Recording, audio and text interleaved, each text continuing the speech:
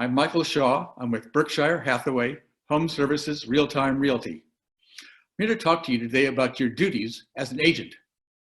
In this special time, we have new duties we should be aware of. Those are duties of reasonable care. But how do we meet those in this kind of situation? It's a little more difficult now when we have problems being with our client all the time, and there's additional hindrances and obstacles put on us to show a property and to make a deal close. Well, CAR has made guidelines for us to help us through this difficult time, and we should be following those guidelines. Let me show you now the listing form and the addendum and amendment for the coronavirus that should be added to that. Here's the agreement, the new CAR form. This is what you're going to want to use whenever you have a new listing. Even a present listing, you want to add this to it. What's important here is that in section number 1, the third sentence down, it reads, broker has provided seller with a coronavirus property entry, advisory, and declaration. It's CAR form PEAD. And seller and broker agree to abide by the showing protocols set forth in the coronavirus property entry, advisory, and declaration, and those in the CAR best practice guidelines. And there's the key. So CAR has provided us with these best practice guidelines, and they're even put in here saying, those are the protocols we're going to be using. I'm going to pull that up on screen now for you.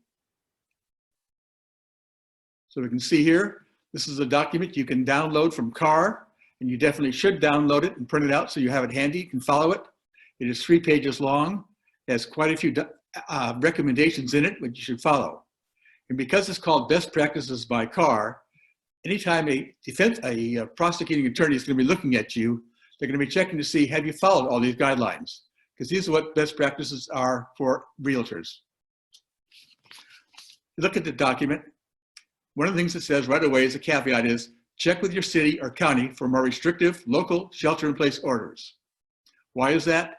Well, in this document, it talks about only a single agent and no more than 2 other individuals are to be in a dwelling at the same time during a showing.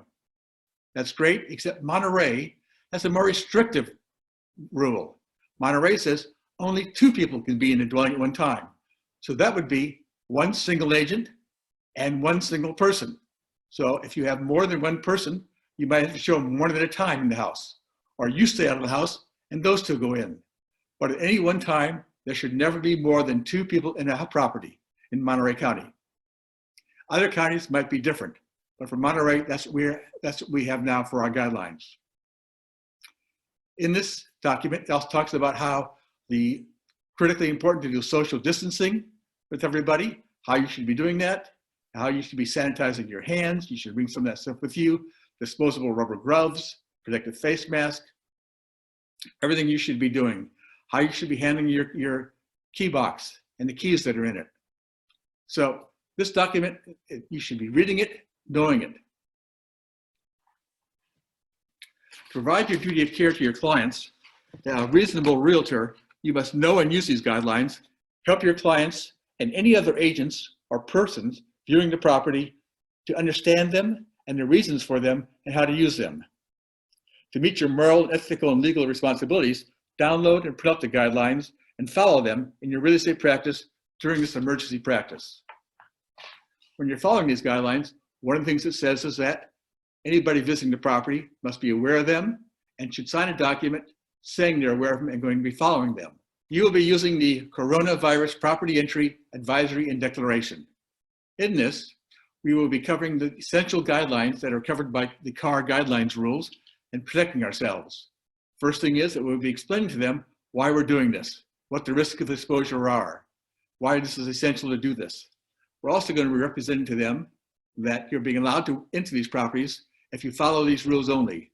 And one of the first of the rules is that they agree that they're going to protect themselves, and also that they're going to make sure that they represent that they are not currently afflicted with or have knowingly within the last 14 days been in contact with somebody who is afflicted with COVID-19. They're not experiencing any of the symptoms like a fever, a respiratory illness such as a cough, shortness of breathing, that. They must say here that they, to the best of their knowledge, they do not have any of those before they even enter the property. So if they fill this form out, they're declaring that, thereby taking you off the risk of letting somebody in who may be able to expose somebody else to the virus. So try and follow these guidelines as best you can. It'll protect you, it'll protect your clients, it'll protect anybody visiting the property. I wish you all the best of luck in this time of emergency, and good health, and be well. Thank you.